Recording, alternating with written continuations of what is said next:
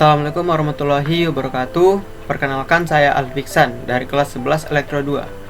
Dan kali ini saya akan membuat rangkaian kontrol double acting cylinder dengan katup 5/2 dengan single solenoid, hubungan seri dan paralel. Di sini saya akan membuat yaitu bagian hubungan seri. Oke, pertama kita masuk ke softwarenya terlebih dahulu. Oke, di sini bisa langsung pilih file lalu new atau Ctrl N. Oke, di sini kita pilih dulu ya komponennya. Kita menggunakan 5/2 wave valve, kompresor, double acting cylinder, juga one way flow control berjumlah 2. Oke, di sini kita atur dulu ya. Kita bisa rotate 90 derajat. Yang satunya juga. Kita hubungkan double acting cylinder ke one way flow control.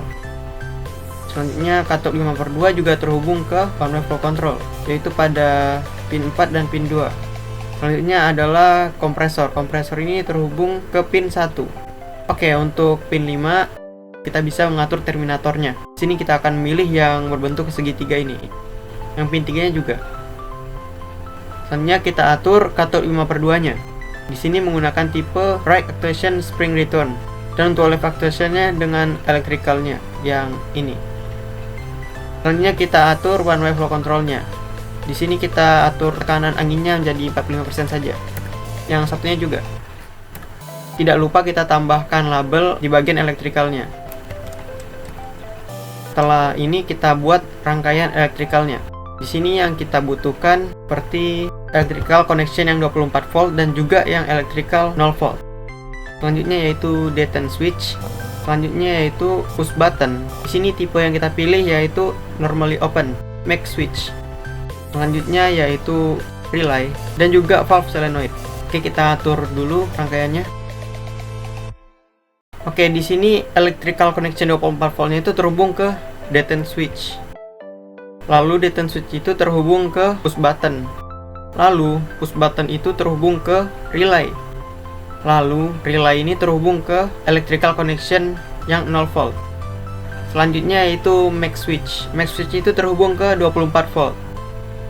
Lalu solenoid valve terhubung ke max switch-nya. Dan ini terhubung ke 0 volt-nya. Setelah seperti ini kita atur dulu label yang ada di detent switch. Yang ini juga. Relay-nya juga. Oke, di sini kenapa milih label yang sama? Yaitu karena relay ini terhubung dengan max switch-nya. Oke, kita atur label solenoid-nya. Oke, kenapa label pada valve solenoid ini sama seperti pada katup 5/2-nya? Yaitu untuk menghubungkan antara port solenoid ini dengan katup 5/2-nya. Oke, setelah seperti ini kita bisa start.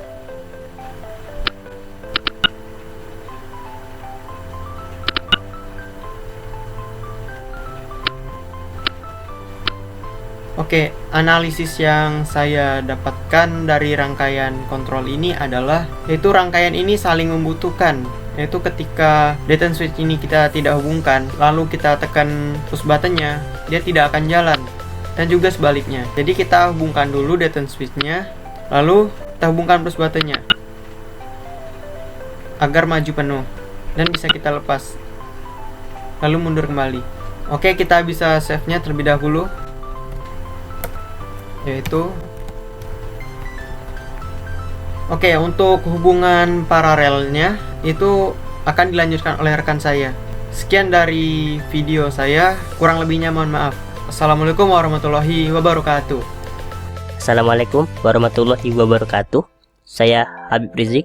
Di sini saya akan memberikan tutorial untuk membuat rangkaian kontrol hubungan paralel dengan aplikasi FluidSim. Langsung saja kita mulai. Pertama-tama yang kita perlukan yaitu double acting cylinder. Yang kedua kita memerlukan 2 one way control valve. Di sini dua-duanya kita rotate 90 derajat. Lalu diberikan tekanan sebesar 45. Berikutnya kita memerlukan katup 5/2. Lalu berikutnya yang terakhir dalam rangkaiannya yaitu kompresor. Untuk sekarang kita cukup menghubungkannya katup-katupnya. Dari kompresor masuk ke katup 1 di katup 5/2, Dan untuk katup 5 dan 3 kita berikan terminator yang segitiga. Lalu punya katup 4 kita hubungkan ke one way control valve yang pertama, dan katup kedua kita hubungkan ke one way yang kedua. Kita hubungkan input dari double acting ke one way pertama dan output dari double acting ke one way kedua.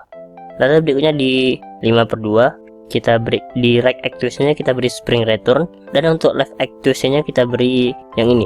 Dan jangan lupa di sini kita beri nama SOL untuk solenoid 1. Kita beri OK. Untuk sekarang rangkaiannya sudah jadi. Berikutnya kita akan membuat rangkaian elektroniknya. Yang pertama kita perlukan yaitu electrical connection 24 volt dan yang 0 volt. Lalu berikutnya kita memerlukan push button yang make 2. Lalu di sini kita sudah mendapatkan tanda kalau push button yang ini saatnya satu, jadi kita beri label S1. Lalu push button yang kedua kita beri nama S2.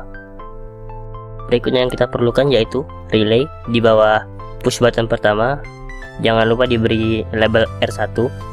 Lalu berikutnya yang kita perlukan yaitu make switch. Guna make switch di sini sebagai penghubung atau penyambung dari relay. Kita beri label R1 untuk mensinkronkan relay dengan make switch.